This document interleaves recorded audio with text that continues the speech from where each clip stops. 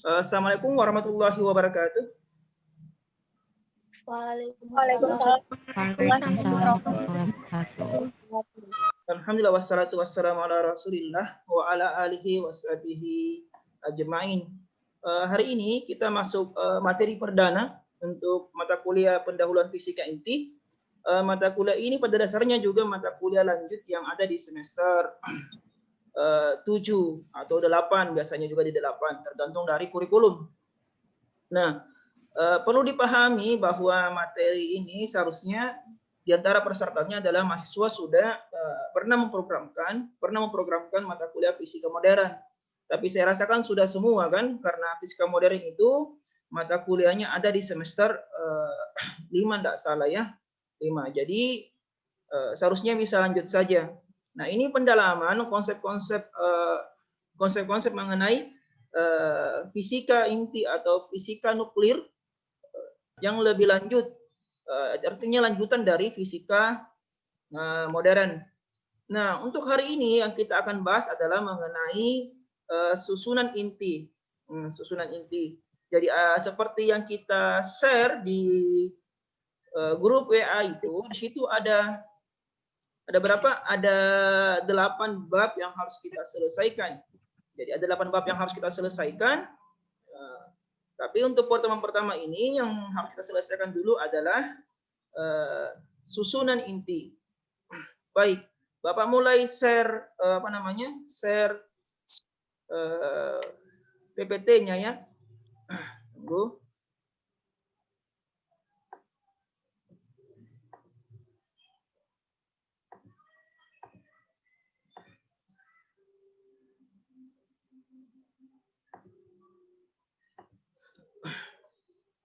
Lihat ya.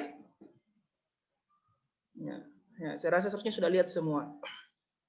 Baik.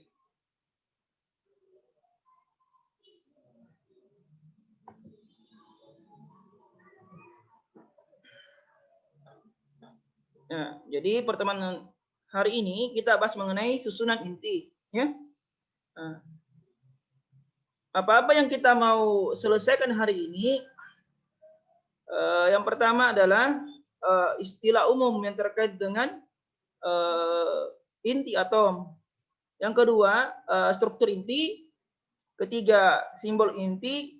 Yang terakhir, diskusi atau tanya jawab jika ada yang kurang jelas dari penjelasan sebelumnya. Baik.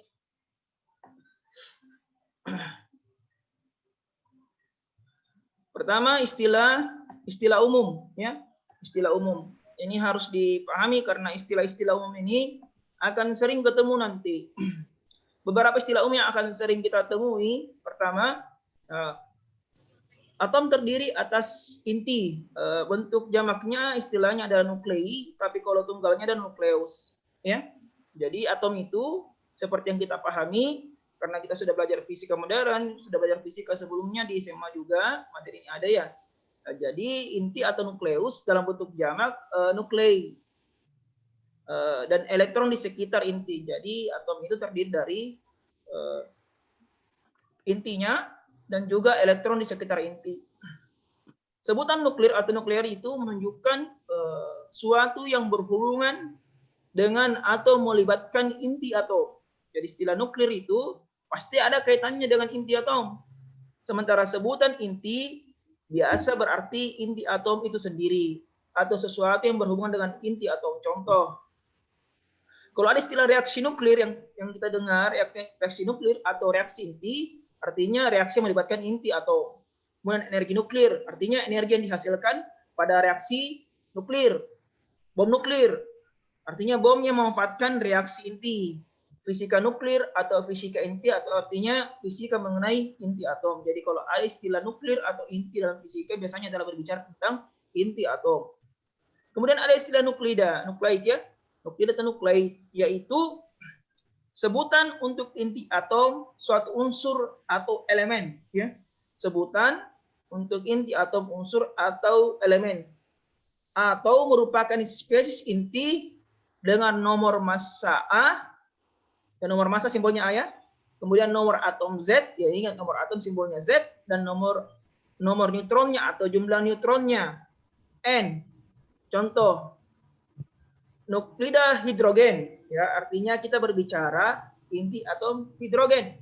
Nuklida aluminium, nah, artinya inti dari aluminium. Nuklida emas artinya inti dari emas, inti atom emas. Nuklida yodium, nuklida fosfor dan lainnya. Jadi kalau nuklida sebutan untuk intinya, nukleus itu adalah inti dalam bentuk tunggal, sedangkan nuklei itu adalah bentuk intinya jamak. Berikutnya, nukleon. Nukleon merupakan neutron atau proton. Jadi nukleon itu merupakan partikel pendiri dari nuklida. Jadi nukleon itu adalah partikel pendiri dari nuklida atau pendiri inti atom. Jadi nukleon itu istilahnya neutron atau proton. Jadi kalau misalnya kita misalnya menyinggung helium 4, kita singgung helium 4 ya, helium 4. Kalau ditanya berapa nukleonnya, kita katakan nukleonnya adalah 4 karena terdiri dari 2 proton dan 2 neutron ya. Kalau kita katakan hidrogen 2, kalau kita bilang hidrogen 2, maka dia itu intinya nukleonnya ada berapa? Ada 2. Jadi jumlah nukleon itu merupakan jumlah atau nomor massanya atau A-nya. Berapa nomor massanya? Itulah nukleonnya. Karena nukleon itu merupakan neutron atau proton. Berikutnya. Ya, maklumi sajalah. Sore-sore gini banyak yang lalu lintas itu jalan itu masyarakat, warga. Berikutnya, meson. Meson merupakan partikel dengan massa di antara elektron dan proton. Meson inilah yang bertanggung jawab, ya. Meson inilah yang bertanggung jawab terhadap ikatan-ikatan nukleon atau neutron proton dalam inti atom. Nanti kita singgung ini di apa? Di energi ikat inti itu meson. Tapi ada istilah meson. Itu massanya di antara elektron dan proton. Kemudian ada istilah isomer. Isomer merupakan nuklida yang berada dalam keadaan bereksitasi dengan umur yang dapat diukur. Artinya kalau nuklida intinya itu dalam keadaan bereksitasi atau tereksitasi, nah itu disebut dengan isomer.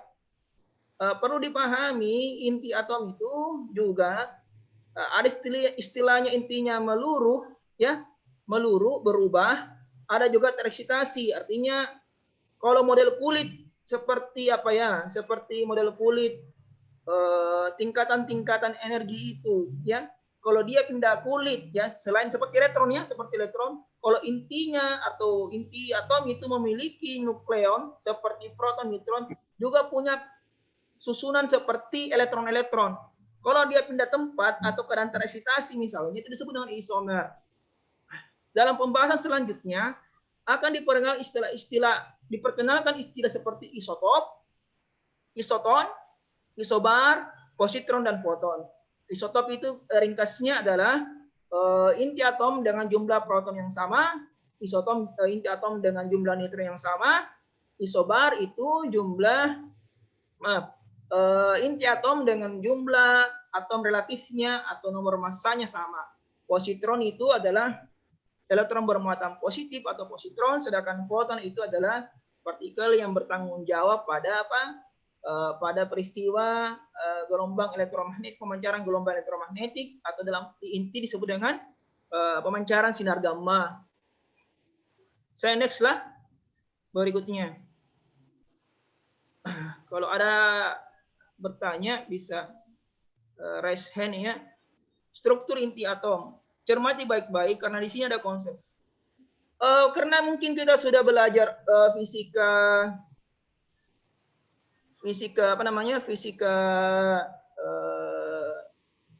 modern atau juga fisika dasar atau di fisika SMA sudah kita pahami bahwa struktur inti atom itu sederhananya adalah proton dan neutron. Tapi perlu dipahami, apakah langsung seperti itu? Kita enak saja langsung memahami seperti itu.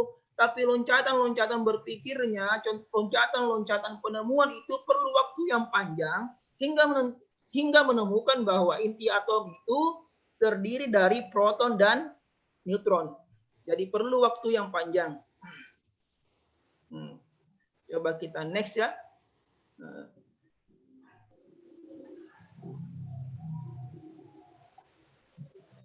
Nah, ini misalnya kalau kita ambil cuplikan emas, ya, emas itu misalnya kita ambil yang paling kecilnya, kita ambil kecil sekali. Akhirnya keluar kumpulan atom emas atau apa? Play ya, kumpulan atom emas. Nah, itu ada beberapa. Ada beberapa atom yang diambil, ya. Kalau saya tanya, ya, kalau 1 mol, ya kita bicara mol saja ya, karena kita tidak pakai gram dulu. Kalau saya ambil 1 mol emas, 1 mol ya, saya tidak pakai gram. Saya ambil 1 mol emas, ya. Ada berapa kira-kira atom di situ? Ada berapa atom emas? Ada berapa? Ada yang tahu?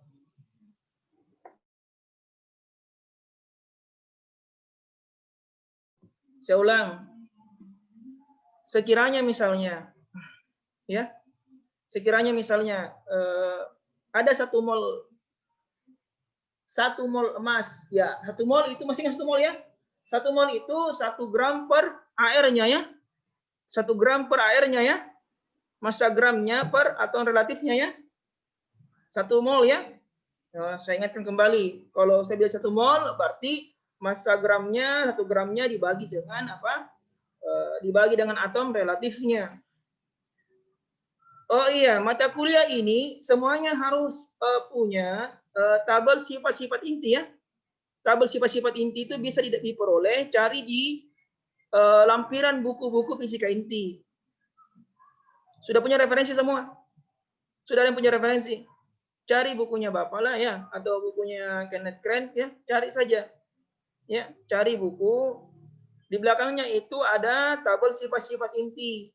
Misalnya berapa massanya, nomor massanya, berapa beratnya, berapa massanya, berapa spinnya, apakah dia stabil atau tidak stabil. Nanti cari ya, semua cari. Tidak bisa kita belajar fisika inti kalau tidak ada itu. Susah ngapal seluruh sifat-sifat atom-atom itu. Bapak lanjut. Jadi misalnya ada emas ya, 1 mol saja, artinya 1 gramnya dibagi dengan airnya itu emas, atom relatif itu emas ya. Apa yang terjadi? Maka kira-kira kita dapat berapa? Kita dapat berapa kira-kira jumlah atomnya? Berapa? Saya tanya bilangan Avogadro berapa? Ada yang bisa jawab? Masih ada yang ingat? Bilangan Avogadro. Langsung jawab saja. Langsung aktifkan speaker. Bilangan Avogadro dulu berapa? Langsung aktifkan speakernya. Langsung jawab dulu. Berapa bilangan Avogadro? Ayo, aduh. Susahnya. 6,26 Pak. Ya. Kali 10 pangkat? Min 23. Oh, masa min 23? Pangkat 23. Bukan minusnya positif lah. Itu konstanta terbesar ya. Nah, kalau terkecil punyanya siapa? Konstantanya siapa yang terkecil di fisika modern? Konstanta terkecil punya siapa? Konstanta apa namanya? Tetapan apa yang paling kecil nilainya? Ya, kalau tetapan terbesar ya bilangan Avogadro ya, yang kita dapati ya, yang sering kita pakai di persamaan. Jadi 6,023 kali 10 pangkat 6,02 kali 10 pangkat 23 bilangannya itu. Jadi kalau kita ambil misalnya 1 mol emas, ya, kita ambil 1 mol emas, artinya apa? Di dalam 1 mol itu terdapat sekitar 10 orde 10, 6 kali 10 pangkat 23 atom ya. Sangat banyak. Sangat banyak ya. Nah, kalau diambil 1 gram saja dibagi dengan airnya 1 mol dapatnya, maka keluarnya ordenya 10 pangkat 23. Itu sangat banyak. Nah, kalau kita ambil misalnya kecuplikannya keluar, nah ini banyak sekali ya. Tunggu sebentar. Mana ini? Nah, keluar ini apa namanya atomnya, atau emas lagi kita kasih keluar lagi. Didirikan dari apa? Dari proton dan neutron. Kita ambil lagi misalnya protonnya, ya. Protonnya keluarkan lagi. Protonnya terdiri dari apa lagi? Susunan quarknya up down, ya. Quark up down. Saya next lagi. Saya next. Mana nextnya? Nah.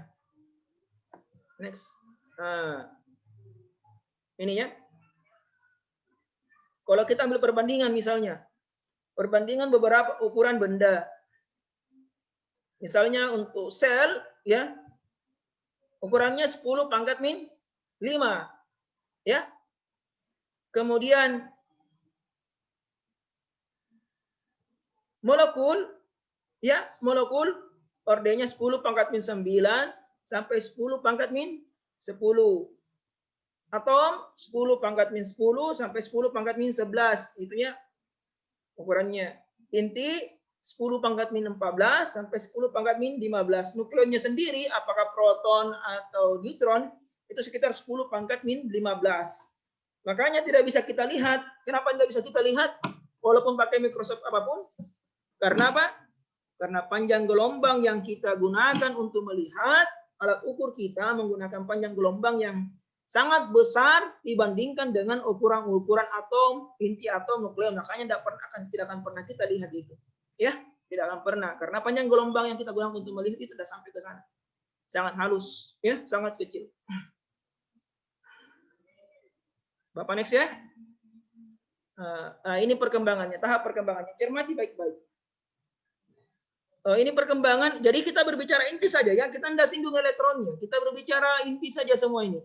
Nah, ini ada beberapa model atom itu tentu saja berkaitan dengan intinya, ya. Model atom tentu saja berkaitan dengan inti itu. Nah, sekarang coba kita lihat. Awal-awal abad 20, Thomson ini mengajukan hipotesa ya, bahwa modelnya itu, model atom Thomson itu kenapa didasari karena penemuan elektron. Mereka temukan elektron, ya, mereka temukan elektron pada waktu itu. Tapi kenyataannya bahwa kebanyakan atom-atom itu bermuatan netral, ya, bermuatan netral.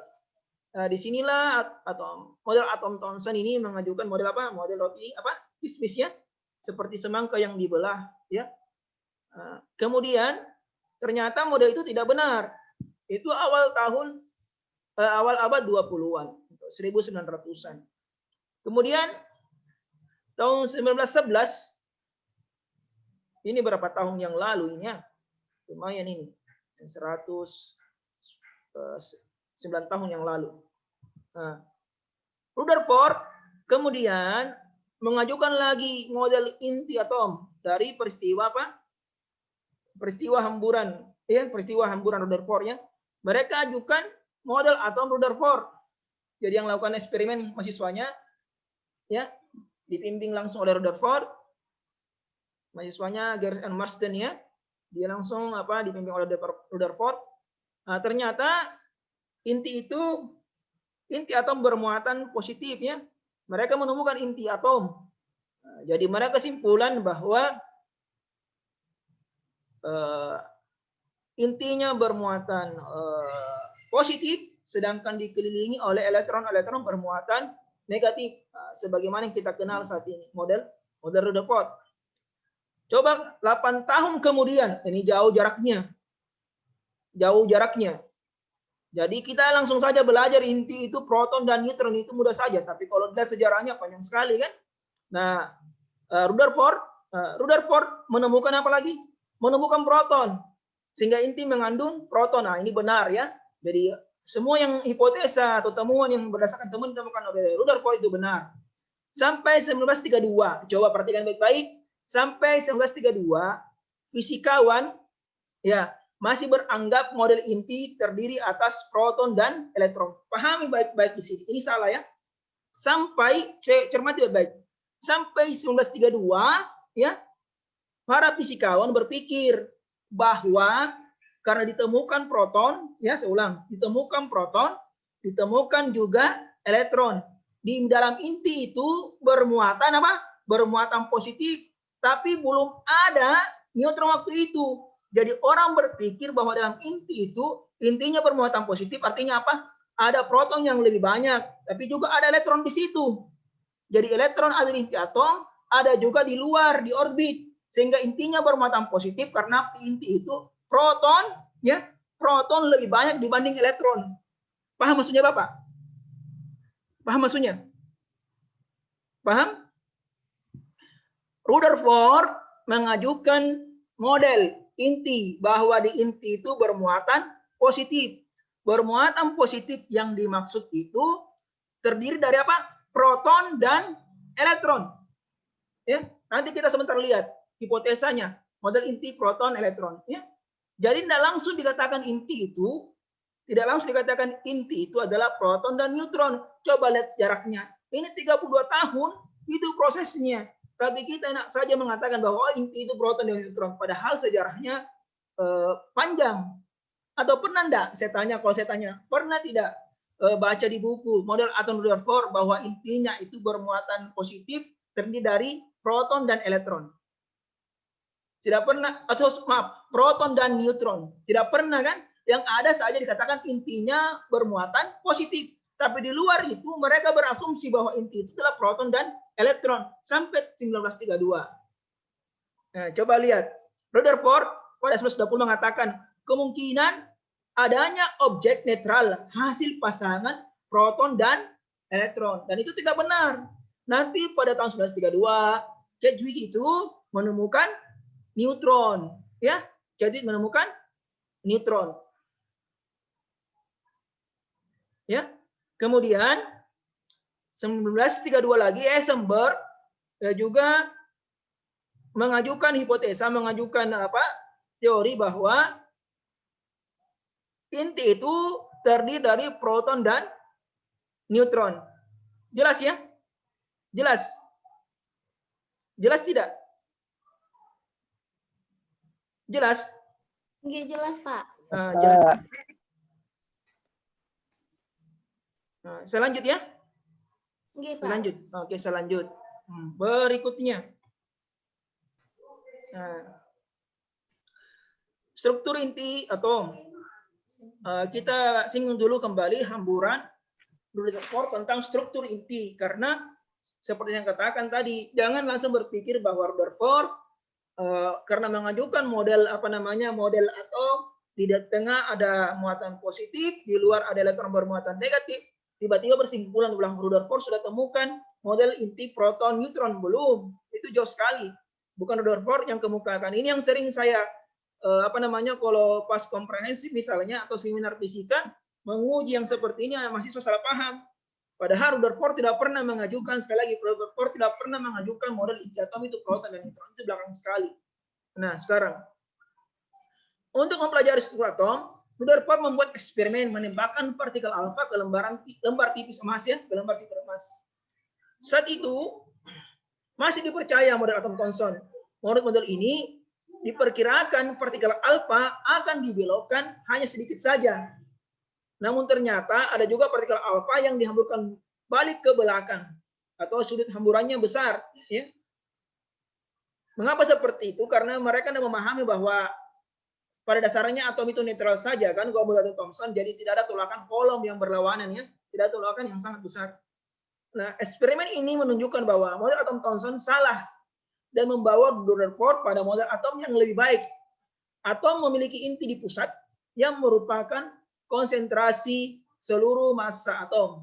Sementara di keliling inti beredar elektron-elektron.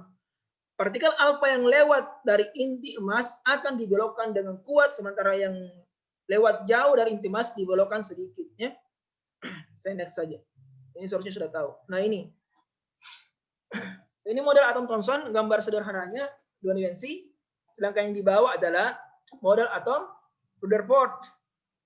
Kita fokus ke Rutherford misalnya.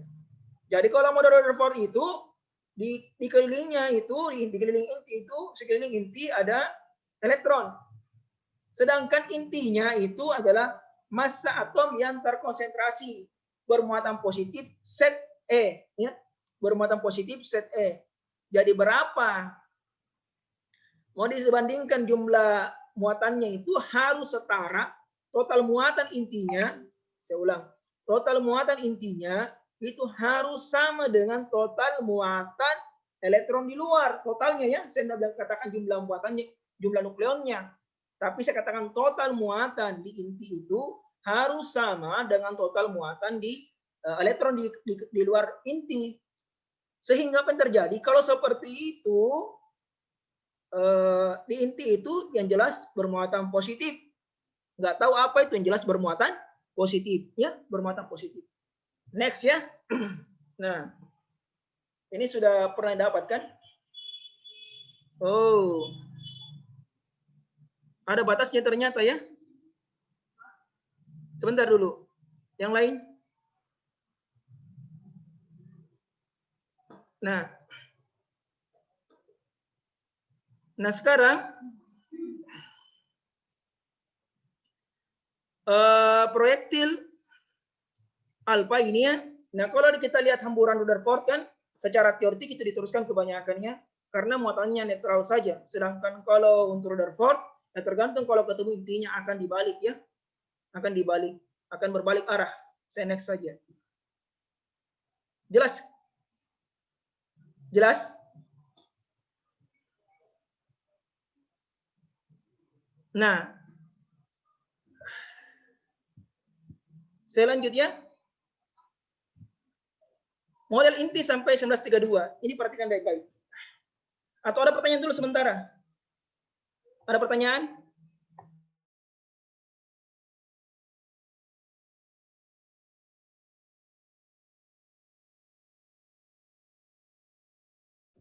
Ada pertanyaan sementara? Ada sementara pertanyaan?